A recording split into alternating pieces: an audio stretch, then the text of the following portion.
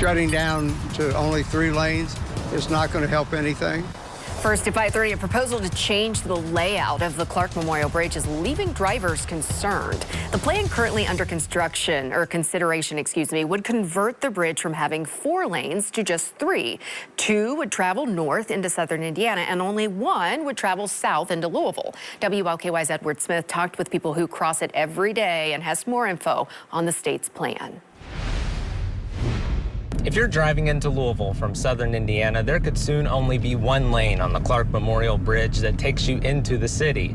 And this potential change has drivers worried about more traffic congestion. You don't have to go far beyond the Clark Memorial Bridge to find drivers willing to talk about the plans. It's going to burn and sting, I'll tell you that. And none that we talk to are happy. If they change the lanes, it will be a disaster trying to get across. They are pushing back against a proposal that would condense the 4 lanes on the bridge down to 3.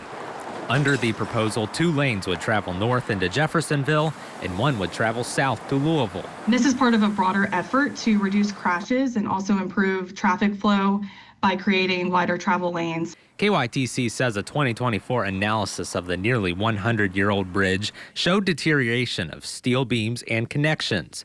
While repairs are underway, KYTC decided to also take a look at changes to the layout after hearing safety concerns. That input has helped to inform the concepts that are currently under evaluation. KYTC wouldn't say what other options are on the table. We asked how they landed on this proposal. I can't speak to the specifics of what the traffic analysis has found, but I can speak to the fact that KYTC recognizes that reconfiguring the bridge could affect southbound traffic flow.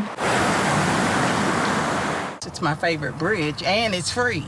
Mary Matthews is one of about 35,000 drivers who cross the bridge daily. She says traffic is bad enough, and these changes would make it worse. My commute at 5 o'clock in the morning has just turned to 4:30 in the morning.